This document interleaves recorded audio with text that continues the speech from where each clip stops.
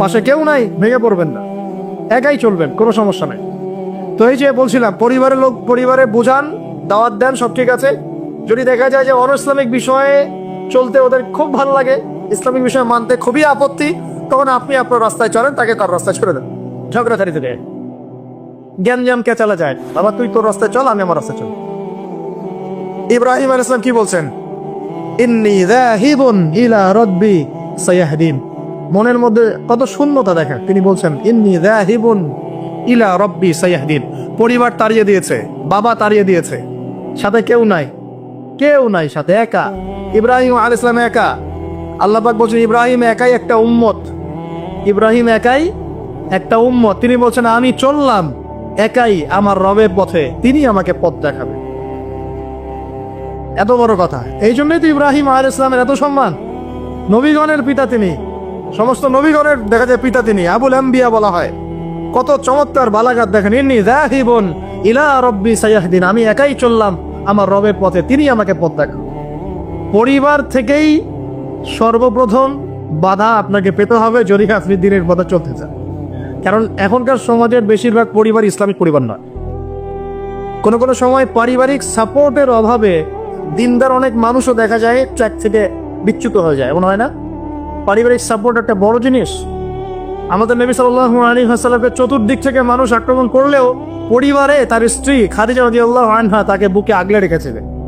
এটা অনেক বড় একটা প্রশান্তির জায়গা, যে সমাজের মানুষ আপনার এগেনস্টে কাজ করছে, কিন্তু পরিবারে গিয়ে আপনার স্ত্রী আপনার কাছে, আপনার অনুভব, তাকে সে আপনাকে বুস্ট আপ করছে, আপনাকে উৎসাহ দিচ্ছে, আত্মবিশ্বাস দিচ্ছে, আপনি কিন্তু আবার পথ চলতে পারবেন ইনশাআল্লাহ।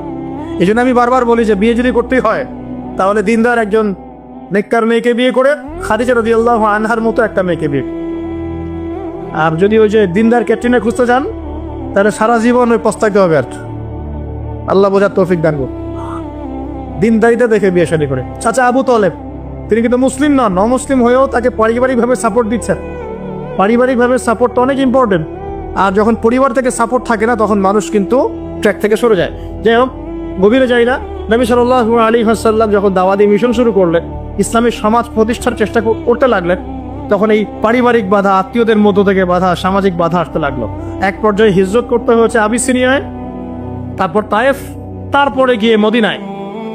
এখন মদিনায় আলহামদুলিল্লাহ আল্লাহ রাব্বুল আলামিন দিনটাকে প্রতিষ্ঠা করলেন এবং সেখানে নবীকে শক্তিশালী করলেন, সাহাবীরা শক্তিশালী হলেন, আস্তে আস্তে গাজওয়াগুলো হলো, সারিয়াগুলো হলো। এক পর্যায়ে উইদিন 8 থেকে 10 বছরের মধ্যে যে নিঃস্ব হাতে মক্কা থেকে তারা গেলেন মদিনায়, সেই মক্কাই তারা জয় করলেন বিনা বাধায়, বলা যায় অলমোস্ট বিনা বাধায়। প্রায় লক্ষাধিক সৈন্য, লক্ষাধিক সাহাবীদেরকে নিয়ে পুরো মক্কায় জাজিরাতুল আরবের মধ্যে দিন প্রতিষ্ঠা হয়ে গেল। বলো কিনা? কত বছর সময় লাগছে ভাই বলেন? 23 বছর। আর রাহিকুল মাকতুম বইটা পড়েন তাহলে আপনি ধাপগুলো বুঝতে পারবেন কিভাবে হয়েছে। আমি পয়েন্ট আউট করছি যে কোন কোন পয়েন্টের দিকে তারা বেশি ফোকাস করেছে, কোন কোন কাজগুলো তারা বেশি করেছেন, এবং যুবকদেরকে দিয়েই কাজগুলো করানো হয়েছে। এবং এই কাজগুলো যদি আজকেও বাংলার যুব সমাজ করতে পারে, ইনশাল্লাহ 23 বছর লাগবে না আমাদের, ইনশাল্লাহ 23 বছর লাগবে না ইনশাআল্লাহ। কারণ আল্লাহ পাক তো তার নবীর মাধ্যমে জানিয়েছেন যে আখিরুজ জামানে আস্তে আস্তে কি হতে যাচ্ছে সামনে। আগে তো এটা জানা ছিল না যে তখন কি হবে, এখন তো আমরা জানি যে সামনে কি হতে যাচ্ছে। আমরা তো জানি যে ইসলাম কায়েম হচ্ছে সামনে ইনশাআল্লাহ, এটা লিখা হয়ে গেছে। তো আপনি হতাশ হচ্ছেন কেন? আমরা এখানে যারা বসে আছি, আমরা কেউ যদি বেঁচেও না থাকি, আল্লাহ না করো, তারপরও দিন কায়েম হবে। বাংলাদেশে এখন যত আলেম ওলামা আছে না, সবাই যদি মারা যায় তাও দিন কায়েম হবে। বিশ্বে এখন যত বড় বড় জালেমরা আছে, এর সাথে আরো 10 গুণ জালেম যদি বৃদ্ধি করা হয় এবং ওদেরকে আরো 10 গুণ শক্তিশালী করা হয়, তাও এদের পতন ঘটবে। হ্যাঁ, যত জালেম আছে সারা বিশ্বে, এর সাথে আরো 10 গুণ যদি বৃদ্ধি করা হয়, এদেরকে আরো বেশি বেশি মারণাস্ত্র দেওয়া হয়, ক্ষমতা দেওয়া হয়, তবুও এদের পতন ঘটবে। কারণ কোরআন এবং হাদিস এই কথা বলে দিয়েছে যে কিয়ামত হবে না, কিয়ামত হবে না যতক্ষণ পর্যন্ত না আল্লাহ পাক 2 জন বিখ্যাত ব্যক্তি পাঠাবেন। কয়জন? একজন হচ্ছেন আমাদের মধ্য থেকে ইমাম, মুসলিমদের ইমাম মুহাম্মদ, যাকে আমরা মাহদী বলছি। আর একজন হচ্ছেন একজন নবী যার হাতে সভ্যতা শেষ হবে, যার নাম হচ্ছে নবী ঈসা আলাইহিস সালাম, যিনি সত্যিকারের মাসিহ। জিউসরা যারা প্যালেস্টাইন দখল করে আছে, ওরা যাকে মাসিহ মনে করছে, সে হবে প্রকৃতপক্ষে মাসিহুদ দাজ্জাল। সে কিন্তু প্রকৃত মাসিহ নয়। সত্যিকারের মাসিহ কে? নবী ঈসা ইবনে মারইয়াম। তার হাতেই দাজ্জালকে মেরে ফেলা হবে বাবেলুদ নামক জায়গায়। সভ্যতা এই জায়গায় না যাওয়া পর্যন্ত কিয়ামত হচ্ছে না ইনশাআল্লাহ। এবং ঈসা আলাইহিস সালাম যতক্ষণ 40 বছর পুরো বিশ্বে ইসলামী সমাজ প্রতিষ্ঠা না করছেন ততদিন পর্যন্ত ইনশাআল্লাহ আযজা ওয়া জাল কিয়ামত হবে। এটা লেখা হয়ে গেছে। শুধু তাই না, ঈসা আলাইহিস সালামের যুগটা শেষ হওয়ার পরে আবার এমন একটা যুগ আসবে যে যুগটা হবে পৃথিবীতে সবচেয়ে নোংরা জঘন্য যুগ। এখন আমরা যে যুগটা পার করছি না, এটা পৃথিবীর সবচেয়ে নোংরা যুগ না। এটা পৃথিবীর সবচেয়ে নোংরা যুগ নয়। যে যুগে আপনি দেখছেন সবাই সুদ খায়, মোটামুটি সবাই এই যে প্রিমিক্সিং, পরকিয়া, হ্যাঁ, জেনা, গান বাজনা, নর্তকী চলছে না সারা সমাজ জুড়ে। মনে হচ্ছে এটাই মনে হয় সবচেয়ে খারাপ যুগ, তাই মনে হয় না অনেকে? এটা সবচেয়ে খারাপ যুগ নয়। যদিও এই যুগের মধ্যে হাজারটা খারাপই আছে, সবচেয়ে খারাপ যুগ আসবে ঈসা আলাইহিস সালামের 40 বছর শাসনের পরের যুগটা। ওই যুগে মানুষ রাস্তায় দাঁড়িয়ে জেনা করবে, কুকুর শেয়ালরা যেমন করে ঠিক ওইভাবে। এবং তাদের সামনে কিয়ামত হবে, পশ্চিম দিক থেকে সূর্য উঠবে। তো আমরা এতটুকু তো জানি সামনে ইনশাআল্লাহু তাআলা ইসলামিক সমাজ প্রতিষ্ঠা হবে, এটা আল্লাহ লিখে দিয়েছে। আমরা বেঁচে থাকি না থাকি, কেউ এটা বলুক না বলুক, আলেম ওলামা আমাদের মধ্যে যারা আছেন থাক না থাক, হ্যাঁ, এখন যারা মুজাহিদ তারা থাক না থাক, এখন যারা জালেম তারা থাক না থাক, কি হোক না হোক এটা হবে ইনশাআল্লাহ। পৃথিবীতে ভূমিকম্প হোক আর জলোচ্ছ্বাস হোক আর পৃথিবী ধসে যাক আর আগুনের বৃষ্টি হোক আর পাথরের বর্ষণ হোক, যাই হোক না কেন নবী ঈসা আলাইহিস সালামের হাতেই সভ্যতা শেষ হবে ইনশাআল্লাহ। অতএব ইসলামী সমাজ তো সামনে আসছে, বুঝতে পারলাম। এখন আমার মানে ফাইন্ড আউট করা পয়েন্টগুলো হচ্ছে এই কয়েকটা পয়েন্ট, 10টা পয়েন্ট বলছি। 1, নবী সাল্লাল্লাহু আলাইহি ওয়াসাল্লাম সাহাবীগণ, স্পেশালি যুবক সাহাবীগণ, সাহাবীদের মধ্যে বেশিরভাগই যুবক ছিলেন। যুবকরা আপনারা ভালো করে বোঝার চেষ্টা করেন, তারা ইসলামী সমাজ প্রতিষ্ঠার জন্য প্রথমত নিজের আগে জ্ঞান চর্চা করেছে। কি করেছেন ভাই? নিজেরা আগে কোরআন হাদিসের জ্ঞান চর্চা করেছেন। যত বড় বড় লেকচার দেন, নারায়ে তাকবীর, আল্লাহু আকবার স্লোগান তোলেন, আইওয়াজ শোডাউন যাই করেন, জ্ঞান চর্চা না করা পর্যন্ত দিন প্রতিষ্ঠা হবে না। জ্ঞান চর্চা করতে হবে। রাজি আছি ইনশাআল্লাহ ভাই? আমরা রাজি আছি তো ইনশাআল্লাহ যে আমরা আল্লাহ পাকের কোরআন এবং নবীর সুন্নতের জ্ঞান অর্জন করবো ইনশাআল্লাহ। এবং জ্ঞান অর্জন একটা ধারাবাহিক প্রক্রিয়া, একদিন 2 দিন করে থেমে যাব না। আমরা প্রতিদিন একটু করে আগাবো ইনশাআল্লাহ। একটা রুটিন ফিক্স করে নেবেন, ডেইলি 1 ঘন্টা করে আপনি পড়াশোনা করার চেষ্টা করুন। আমি অনেক লেকচারে কিছু সিলেবাস বলেছি, আপনাকে কোরআন পড়তে হবে, আরবি ভাষা শিখতে হবে, হাদিসের কিতাবগুলো পড়বেন, ইতিহাস, ইসলামের ইতিহাস পড়বেন, ইসলামিক অর্থনীতির বইগুলো পড়বেন, বড় বড় রিনাউন্ড উলামায়ে কেরামদের বইগুলো পড়বেন, সিরাত পড়বেন, আকীদার বই পড়বেন, ফিকহের কিছু বই পড়বেন। মানে আপনার একটা ক্লাসিক্যাল পড়াশোনার ধারা থাকতে হবে। এবং এই পড়াশোনা একা একা করা যাবে না। কিছু বই আপনি একা হয়তো পড়তে পারবেন, কিন্তু অনেক কিতাব আছে যেগুলো আপনি একা পড়তে পারবেন না। আপনার বিজ্ঞ উলামায়ে কেরামের সোহবত দরকার আছে। এটার দায়িত্ব আপনার, আপনি খুঁজে বের করবেন কার সোহবতে আপনি যেতে চান। আল্লাহ পাক আপনাকে তৌফিক দান করুন। প্রথম কথা জ্ঞান অর্জন। 2 নম্বর, দিন প্রতিষ্ঠা ইসলামী সমাজ ব্যবস্থার জন্য সাহাবীগণ নিজেরা আমল করিয়ে দেখেছেন, শুধু জ্ঞান অর্জনই করেন নাই। যে জ্ঞান অর্জন করেছিলেন সেটা আমল করে দেখিয়েছেন। যেমন ওমর রাদিয়াল্লাহু আনহু বলতেন যে সূরা বাকারা হিফজ করতে আমার সময় লেগেছে 12 বছর। কত বছর? 12 বছর লেগেছে সূরা বাকারাটাকে আয়ত্ত করতে। কারণ সাহাবীরা যতক্ষণ পর্যন্ত 10টা আয়াত লেসন নিয়েছেন, 10টা আয়াতের উপর আমল না করা পর্যন্ত নতুন করে দাস নিতেন না। বুঝতে পারছেন না? মনে করেন আপনি সূরা মাউন শিখেছেন, মাউন আর এই সূরা আপনি শিখেছেন। সাহাবীদের সুন্নাত ছিল কি, এই সূরাটার উপর তারা আমল না করা পর্যন্ত নতুন লেসন নিতেন। এভাবে তারা আমল করতেন। আমরা কি এমন করে আমল করি? আমরা যত পারি আগে তথ্য ইনস্টল করতে থাকি। আমাদের জ্ঞান চর্চাটা হচ্ছে তথ্য ইনস্টল করার মতো। তথ্য ইনস্টল করাকে জ্ঞান চর্চা বলে না। এটাকে আমরা ওয়েল ট্রেন্ড বলতে পারি, ওয়েল এডুকেটেড বলতে পারি। সার্কাসের সিংহ বাঘ দেখেছেন না? লাঠি চাবুকের ভয়ে অনেক কাজ করে না? অনেক কুকুর দেখা যায় না যে ট্রেনিং প্রাপ্ত, যা কমান্ড করে সে ফলো করে না? এটা ওয়েল ট্রেন্ড বলা যায় নাকি? এই কিন্তু ওয়েল এডুকেটেড না। আমাদের ক্রিটিক্যাল থিঙ্কার্স দরকার, মানে কোরআন সুন্নাহ পড়বে, আমল করবে এবং এটাকে নিয়ে গবেষণা করার চেষ্টা করবে। মানে আমাদের কোরআন সুন্নাহকে নিয়ে গবেষণার একটা প্রজন্ম দরকার, গবেষক প্রজন্ম, ক্রিটিক্যাল থিঙ্কার্স। আল্লাহ পাক আমাদেরকে এই তৌফিক লাভে ধন্য করুন বলে আন। তো 2 নম্বর ইনিশিয়েটিভটা হচ্ছে অবশ্যই জ্ঞান অনুযায়ী আমল করতে হবে যদি ইসলামী সমাজ চাই। আল্লাহ পাক আমাদের সবাইকে তৌফিক দান করুন। সবার আগে আমাকে তৌফিক দান করুন বলি আমি। জ্ঞান অনুযায়ী আমল করার জন্য একটা সুন্নাত ফলো করলেই হবে, একজন ব্যক্তিকে জাস্ট ফলো করতে হবে। জীবনের প্রতিটা কাজ নবী সাল্লাল্লাহু আলাইহি ওয়াসাল্লামের সুন্নাহ মাফিক করলেই আপনি জানা অনুযায়ী আমল করে ফেলবেন ইনশাআল্লাহ। পারা যাবে তো ইনশাআল্লাহ। আজকে ঘুমানো থেকে শুরু করে দেন, জীবনের প্রতিটা কাজকে ঢেলে সাজান। কাপড় পরা, ঘুমানো, ঘুম থেকে ওঠা, হ্যাঁ, এমনকি বিছানা ঝাড়া, ইস্তেঞ্জা করা, আপনার ব্যবসা বাণিজ্য, শিক্ষা, এভরি সিঙ্গেল সেক্টর ঢেলে সাজানোর চেষ্টা করেন যে নবীর মতো হচ্ছে কি। যদি হয় আলহামদুলিল্লাহ, যদি না হয় তাহলে এখানে আপনার কিছু কাজ করার বাকি আছে।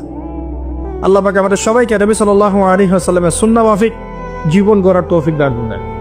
3 নম্বর পয়েন্টটা হচ্ছে নবী সাল্লাল্লাহু আলাইহি ওয়াসাল্লাম সাহাবীগণ আদর্শ পরিবার গড়েছিলেন। কি করেছেন ভাই? হ্যাঁ, পরিবার হচ্ছে একটা সমাজের গঠন একক। আপনি সমাজ নিয়ে কথা বলছেন, তাহলে আগে পরিবার ঠিক করতে হবে বা ঠিক করার চেষ্টা করতে হবে। আমি এটা জানি যে একটা পরিবারের সব সদস্য হয়তো নামাজি নাও হতে পারে। নূহ আলাইহিস সালামের স্ত্রী যখন ঈমান নিয়ে আসে নাই, লূত আলাইহিস সালামের স্ত্রী যখন ঈমান নিয়ে আসে নাই, আদম আলাইহিস সালামের সন্তান কাবিল যখন জাহান্নামে যাচ্ছে, আবার ফিরআউনের ঘর থেকে যেমন আসিয়া জান্নাতে যাচ্ছে, তার মানে পরিবারের সবাই যে একরকম ভাবে নট নেসেসারি। কিন্তু অ্যাজ এ পরিবারের কর্তা, আপনি পরিবারের guardian, as a guardian of family, আপনাকে আপনার রেসপন্সিবিলিটি তো পালন করতে হবে নাকি? পরিবারে আপনার দায়িত্ব নাই? পর্দা প্রতিষ্ঠা করার দায়িত্ব কার? আপনার স্ত্রী পর্দা করে না, এই দায়িত্ব কার? এই জিম্মাদারি কার? আপনার সন্তান যে নামাজ পড়ে না, এই রেসপন্সিবিলিটি কার? পরিবারে যে হারাম ঢুকতেছে রিজিকে, এই দায়িত্ব কার? আল্লাহ পাক, আমি মনে হয় বুঝাতে পেরেছি। অতএব পারিবারিকভাবে আল্লাহ পাক আমাদের সবাইকে যেন ইসলামটা ধরে রাখার তৌফিক দান করেন বলে আমিন। 4 নম্বর হচ্ছে নবী সাল্লাল্লাহু আলাইহি ওয়াসাল্লাম সাহাবীগণ দিনের দাওয়াতি কাজ সবাই আমভাবে করেছে। এমন নয় যে নির্দিষ্ট কিছু সাহাবী দাওয়াতি কাজ করতেন, বাকিরা দাওয়াতি কাজ করতেন না, বিষয়টা কিন্তু এমন ছিল না। সবাই মিলেই দিনের দাওয়াতি কাজ করতেন, যে কাজটা আমরা এখন করি না। কতজন ভাই আছেন যারা ডেইলি কমপক্ষে আধা ঘন্টা করে হলো দাওয়াতি কাজ করেন? হাত তুলে দেখেন। আচ্ছা না, দেখেন, সবাই মিলে যতক্ষণ পর্যন্ত দাওয়াতি কাজ করব না, সৎ কাজে আদেশ, অসৎ কাজে নিষেধ, ততক্ষণ পর্যন্ত সমাজ ব্যবস্থা কায়েম হবে না। সবাইকে দাওয়াতি কাজ করতে হবে। একজন আলেম আসবেন, একজন বক্তা আসবেন, ওয়াজ করে যাবেন, দাওয়াত দিয়ে যাবেন, ব্যাস এখানেই ফুল স্টপ, ডোর ক্লোজড, তাহলে হবে না। এভাবে সমাজ প্রতিষ্ঠা হবে না। এভাবে তো বললাম দাওয়াত দেওয়া হতে পারে, একদিনের ওরস হতে পারে, একদিনের ওয়াজ হতে পারে, একদিনের একটা সম্মেলন হতে পারে, কিন্তু প্রতিষ্ঠা অন্য জিনিস। প্রতিষ্ঠা মানে কি? মানে আমি যে আসলাম, বললাম ভাই 5 ওয়াক্ত নামাজ পড়েন, নামাজের দাওয়াত দিয়ে গেলাম। আর প্রতিষ্ঠা মানে কি? যদি এখানকার অথরিটি আমার কাছে থাকতো আর আপনি নামাজ পড়ছেন না, আমি আপনার দোকান সিলগালা করে ফেলতাম। বুঝতে পারেন নাই? আজান হয়েছে, মার্কেটে দোকান খোলা, দোকান সিলগালা হয়ে যাবে, জরিমানা হবে, ভ্রাম্যমাণ কোর্ট, একদম কোর্ট সাথে সাথে বসে আর ফাইন করে দেয়। এটা প্রতিষ্ঠা। নামাজ পড়বো না মানে? মুসলমান নামাজ পড়বো না কেন? তুমি কি অমুসলিম নাকি নামাজ পড়বো না? এর নাম প্রতিষ্ঠা। এটাকে আপনি করতে পারবেন? আপনি এখন দাওয়াত দিতে পারবেন, ভাই নামাজে আসেন, নামাজ পড়লে এত নাকি হয়, না পড়লেই হয়। তো এই দাওয়াত তো চলছে মাশাআল্লাহ। প্রতিষ্ঠা কখন হবে? যখন সবাই মিলে সমাজটা পরিবর্তন করবে, তখন গিয়ে প্রতিষ্ঠা হবে ইনশাআল্লাহ। সমাজে যারা নেতৃত্ব দেয়, এরা কি আসমান থেকে টপকে পড়ে, না সমাজের ভিতর থেকে বের হয়? সমাজ যদি পরিবর্তন হয়, নেতৃত্ব এখান থেকেই বের হবে ইনশাআল্লাহ। আর যখন আল্লাহওয়ালা মানুষরা উপরে যাবে, তখন দেখবেন তারা এইসব অথরিটি ইম্পোজ করবে। চল, যে বলেছিলেন 1 মাস, খালি একটা মাস উপরের শাসন যদি চলে, দেখবেন সব একদম ঠান্ডা হয়ে গেছে। সব ঠান্ডা, একদম ঠান্ডা। এটা ভেরি মাচ পসিবল। 1 মাস সবলে, 1 মাস বিদিন বন্ধ। উমর রাদিয়াল্লাহু আনহু যদি এখন বেঁচে থাকতেন, মনে করেন কথার কথা বলছে, উমর রাদিয়াল্লাহু আনহু এখন বেঁচে আছেন, তিনি আসলেন পাকিস্তানে, আসলেন না সিরিয়াতে, আসলেন, কথার কথা বসকে, এমন তাকে মনে করেন দায়িত্ব দিল জনগণ যে আমিরুল মুমিনিন, আপনি সমাজটা ঠিক করেন। তার কয়দিন লাগবে? কয়দিন লাগবে জানেন? হ্যাঁ, আমার ধারণা 3 দিন। কয়দিন হয়? 3 দিন। অথবা তিনি বলবেন যে আমার দ্বারা সম্ভব না, আমি গেলাম। কারণ এখানে একটা কারণ আছে, কারণটা শোনেন। আমি কথাটা কেন বলেছি? আলী রাদিয়াল্লাহু আনহুর যুগে কিছু যুদ্ধ হচ্ছিল না, সিফিনের যুদ্ধ, এই যুদ্ধগুলো, তখন জনগণ, খারেজিদের সাথে যুদ্ধ হচ্ছে, জনগণের মধ্যে কয়েকজন এসে বলছে, আলী রাদিয়াল্লাহু আনহু, ইয়া আমিরুল মুমিনিন, আমরা ওমর রাদিয়াল্লাহু আনহু, আবু বকর সিদ্দিক, উসমান, তাদের যুগটা পার করে আসলাম, তো ওই যুগে তো এত ফিতনা ছিল না, তা আপনার যুগে এত মারামারি হানাহানি কেন, ঘটনা কি? একটু বোঝেন আমার কথাটা, মনোযোগ দেন, খুব ইম্পর্টেন্ট কথা।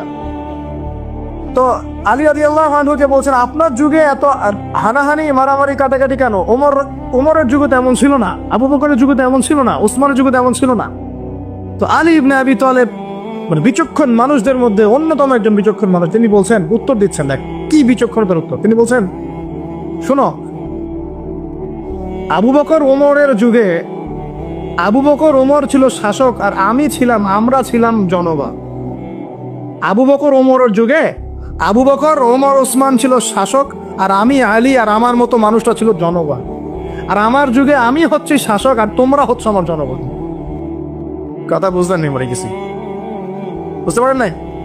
মানে আলী রাদিয়াল্লাহু আনহুর যুগে যে জনগণরা আছে তারা আবু বকর ওমর রাদিয়াল্লাহু আনহুর যুগের জনগণের মতো নন। এই কারণে আলী রাদিয়াল্লাহু আনহুর সমস্যা ফেস করতে হচ্ছে।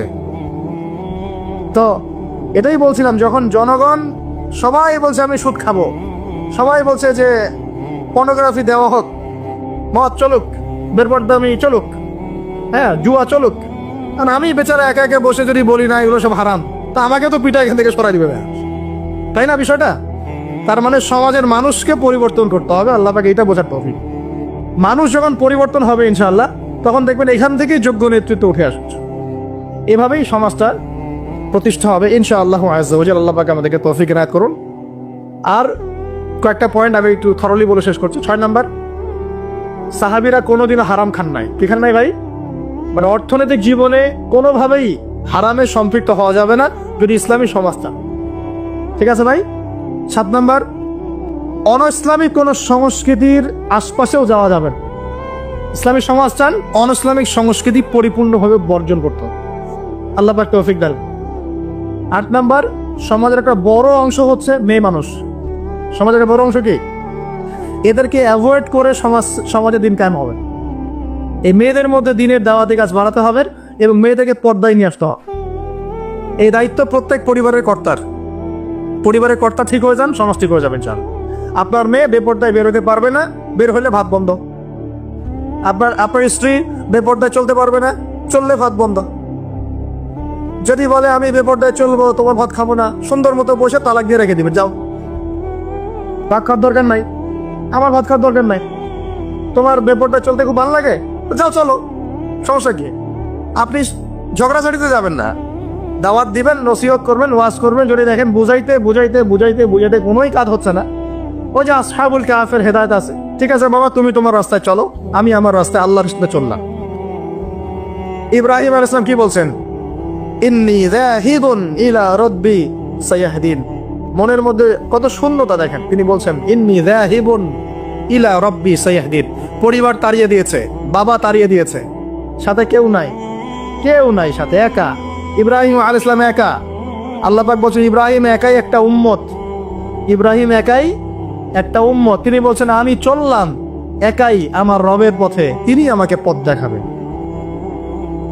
এত বড় কথা। এই জন্যই তো ইব্রাহিম আলাইহিস সালামের এত সম্মান।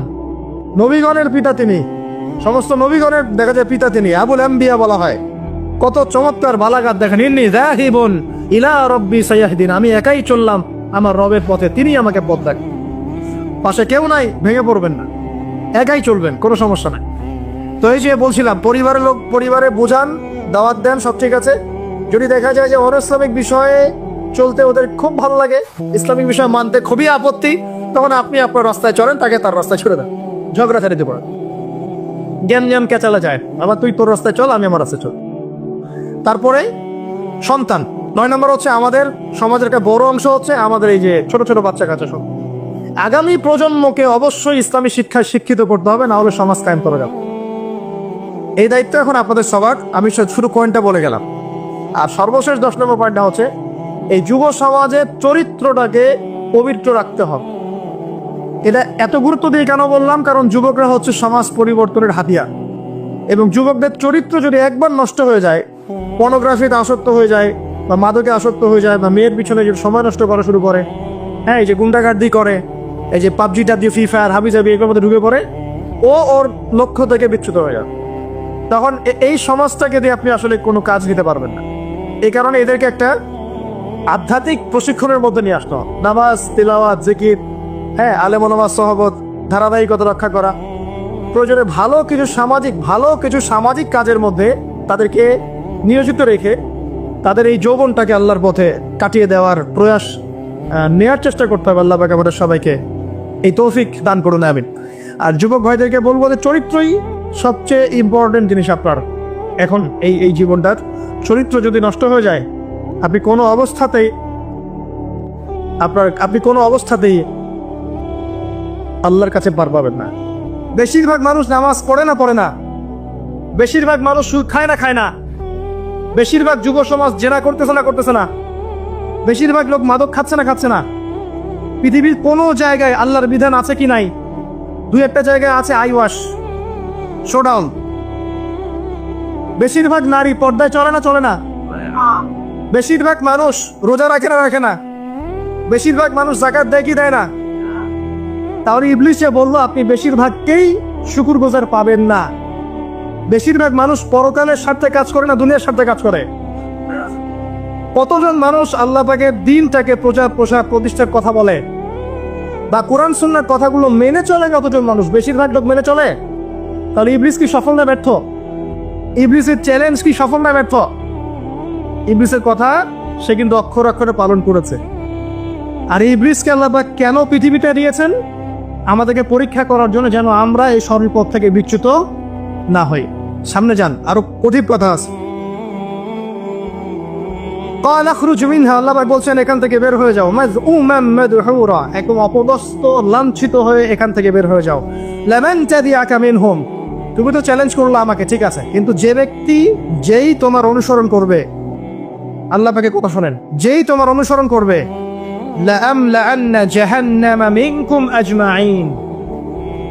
যে পুরুষ বা নারী যেই হোক না কেন, যে আদম সন্তান, ইবলিস তোমার অনুসরণ করবে, তোমার পথ ধরবে, আমি তোমাকে সহ এদের সবাইকে দিয়ে জাহান্নাম পূর্ণ করি। আল্লাহর কিচ্ছু যায় আসে।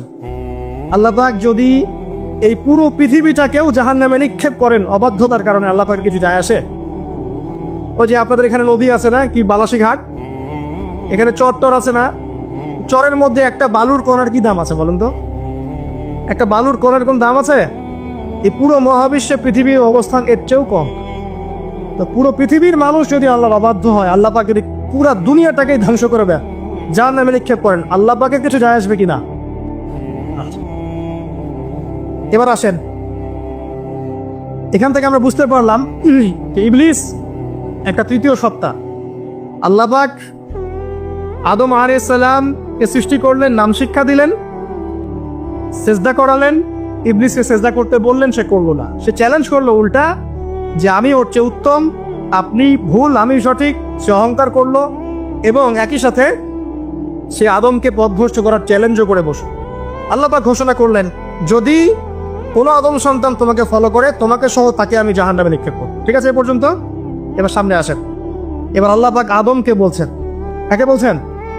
আদম আলাইহিস সালামকে বলছেন, ইয়া আদম, হে আদম। তার আগে আদম আলাইহিস সালামের বুকের পাঁজর থেকে কাকে সৃষ্টি করেছেন? হাওয়া আলাইহিস সালাম, সভ্যতার ইতিহাসে প্রথম নারী এবং ইতিহাসের সবচেয়ে সুন্দরী রমণী কে? হাওয়া আলাইহিস সালাম। আরেকজন আছেন সবচেয়ে সুন্দর রমণী, কে? কে বলতে পারবেন? জি না, 100 টাকা পুরস্কার বলেন। হ্যাঁ, নাম কি? মাশাআল্লাহ, ওই ওকে পুরস্কার দিও। কি নাম তোমার? মাশাআল্লাহ, মাশাআল্লাহ। দ্বিতীয় সুন্দরী রমণী, দুজন রমণীকে বলা হয় পৃথিবীর সবচেয়ে সুন্দরী রমণী। আপনি যাদেরকে দেখে সিডিউস হচ্ছেন, যদিও এদেরকে দেখে সিডিউস হওয়ার কিছু নাই, কারণ এরা তো সুন্দর না, কোনো দিক থেকে সুন্দর না, না পোশাকের দিক থেকে, না চেহারার দিক থেকে, না ফিজিক্যাল স্ট্রাকচারের দিক থেকে। এদেরকে দেখে তো পাগলও সিডিউস হবে না। তো আদম আলাইহিস সালাম এবং আদম আলাইহিস সালামের স্ত্রী হাওয়া আলাইহিস সালাম এবং সারা আলাইহিস সালাম ইতিহাসের সবচেয়ে সুন্দর রমণী। ইতিহাসের সবচেয়ে সুন্দর রমণী কাদের স্ত্রী ছিলেন? নবীদের অন্য কারো। এই জন্যই বলি, আপনি যদি পবিত্র থাকেন, আল্লাহওয়ালা মানুষ হন, ইনশাআল্লাহ তাআলা আল্লাহ পাক আপনার ঘরে একজন নেককার, পুণ্যবতী, সুষ্টি স্ত্রী দান করবেন ইনশাআল্লাহ। আপনি যদি এইসব অশ্লীলতার গোলক ধাঁধায় পড়ে নিজের ঈমান হারিয়ে ফেলেন, চরিত্র হারিয়ে ফেলেন, সম্ভাবনা খুবই কম যে আপনি একজন দিনদার মেয়ে পাবেন। বরং আপনি এমন কাউকেই পেতে পারেন যে আপনার মতোই, ঠিক আছে? দেখবেন যে আপনি 10 ঘাটের পানি খেয়ে আসছেন, ও দেখবেন 12 ঘাটের পানি খেয়ে আসছে। আল্লাহ পাক আমাদের যুব সমাজকে হেফাজত করুন, আমিন। আল্লাহ পাক এবার আদম আলাইহিস সালামকে বলছেন, ইয়া আদম, হে আদম, উসকুন আনতা ওয়া যাওজুকাল জান্নাহ। আদম শোনো, তুমি এবং তোমার স্ত্রী দুইজন এখন জান্নাতে থাকো। কোথায় থাকো? জান্নাতে থাকো। ওয়া কুলা মিন হাইসু শিতুমা, যেখানে ইচ্ছা সেখান থেকে খাবার খাও। জান্নাতের নাজ নেয়ামতের কথা তো আপনারা শুনেছেন অনেক, আমি ওইগুলো বলতে যাচ্ছি না, সময় চলে যাবে। যা ইচ্ছা তাই পাবেন সেখানে, যা ইচ্ছা তাই। এমন একটা জায়গা যেটা কখনো কোনো চোখ দেখে নাই, কোনো কান শোনেও নাই। চোখ না দেখলেও, কান না শুনলেও মানুষ মনে মনে অনেক কিছু কল্পনা করে না, এটা কল্পনাও করার সুযোগ নাই। এত উন্নত মানের একটা জায়গা। তোমরা দুজন এখানে থাকো, জান্নাতে যে কোনো জায়গায় যাও, খাওয়া দাওয়া করো, কোনো সমস্যা নেই। কিন্তু ওয়ালা তাকরাবা হাদিহিশ শাজার, মানে কি, এই যে গাছটা আছে এই গাছের কাছে যেও না। একটা শর্ত খালি দিলাম, গাছের কাছে যেও না। গাছের নাম কি এগুলো আমাদের আলোচনার বিষয় না। বিষয়টা হচ্ছে আল্লাহ পাকের আদেশটা কি। গাছটা আম গাছ হতে পারে, জাম গাছ হতে পারে, কদু গাছ হতে পারে, যে কোনো গাছ হতে পারে। এটা নিয়ে আমাদের কোনো মাথা ব্যথা নাই। মাথা ব্যথা হচ্ছে আল্লাহ পাকের আদেশ, এই গাছের কাছে যেও না, বাস যেও।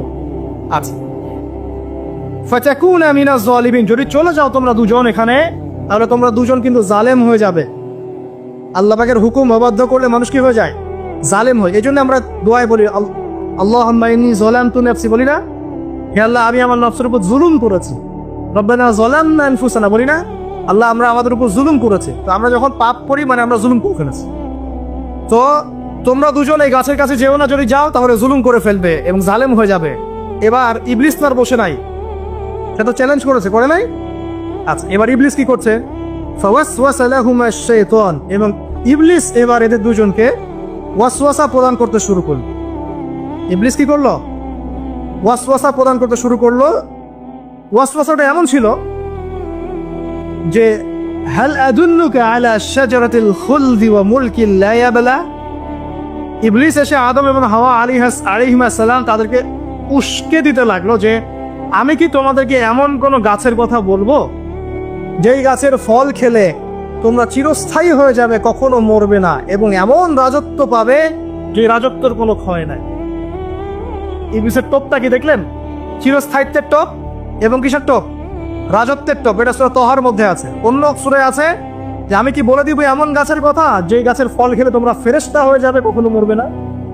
তাহলে চিরস্থায়িত্বের টোপ এবং এই যে কিসের রাজত্বের এই যে টোপ, এই দুইটা হচ্ছে মানুষকে আল্লাহর পথ থেকে ডিসিভ করার একটা মানদণ্ড। কথা বুঝতে পারছেন?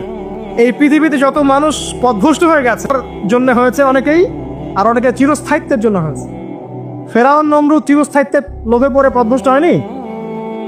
আর ওই সময় থেকে শুরু করে এখনকার বিশ্বে যারা ক্ষমতাধর, এরা কি ক্ষমতার দাপটে পথভ্রষ্ট হচ্ছে না? এই দুটো হচ্ছে মানুষকে পথভ্রষ্ট করার মাধ্যম। ইবলিস খুব ভালো করেই জানতো